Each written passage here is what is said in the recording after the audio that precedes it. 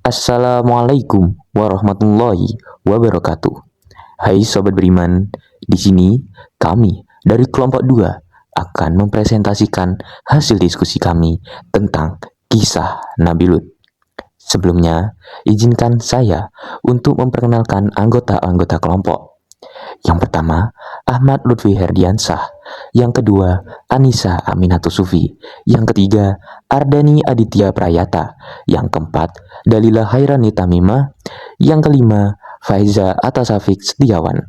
Yang keenam, Firly Silvia. Yang ketujuh, Firna Nabila. Yang kedelapan, Harosta Zakia.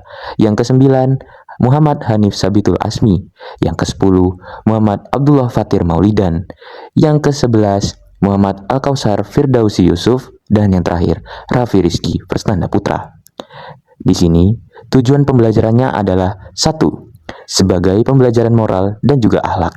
Yang kedua, mengetahui akibat dari perbuatan maksiat. Yang ketiga, menambah ketaatan kepada Allah. Yang keempat, melatih kesabaran, kejujuran, dan juga ketulusan. Nabi Lut. Nabi Lut adalah salah satu nabi yang diutus untuk negeri Sodom dan Gomorrah Amorah dan ditugaskan di Sadum, Syam, Palestina. Dalil nakli dasar kisah Nabi Lut. Bismillahirrahmanirrahim. Waluta atainahu hukman wa ilman wa najjainahu minal quryatil lati kanat ta'malul khabnisu innahum kanu qauma sau'in fasiqin wa adkhalnahu fi rahmatina innahu minas solihin, yang memiliki arti, dan kepada Lut kami telah berikan hikmah dan ilmu, dan telah kami selamatkan dia dari azab yang telah menimpa penduduk kota yang mengerjakan perbuatan keji.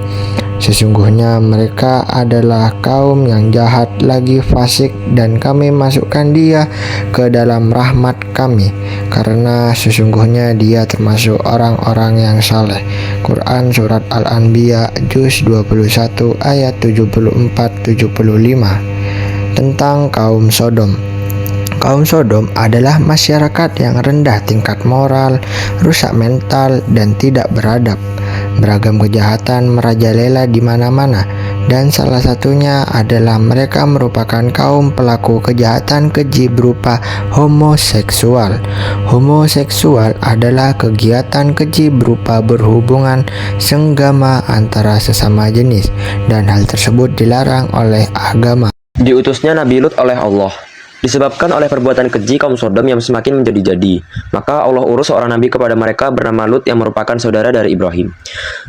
Allah berfirman dalam Quran surah An-Naml ayat 30 yang berbunyi, walau lutan id qala liqaumihi atattunal fahisyah wa antum tubsirun, yang artinya, dan ingatlah kisah Lut ketika dia berkata kepada kaumnya, mengapa kamu mengerjakan perbuatan fahisyah atau keji padahal kamu melihatnya kekejian perbuatan maksiat itu. Quran surah An-Naml ayat 30. Kedatangan Nabi Lut kepada kaum Sodom.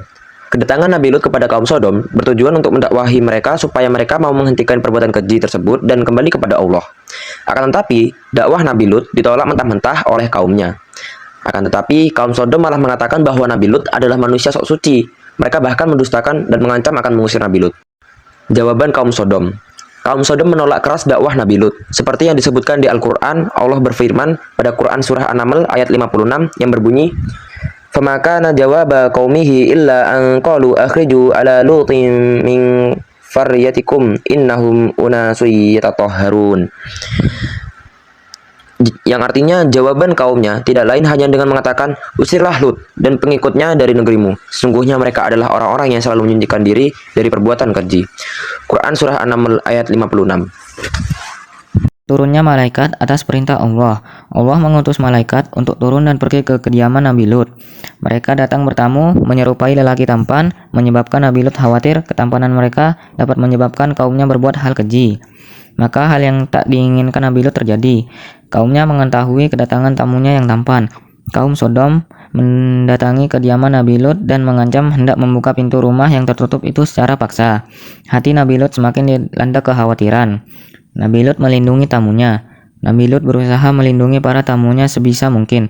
Bahkan Nabi Lut menawarkan putrinya pada kaumnya itu.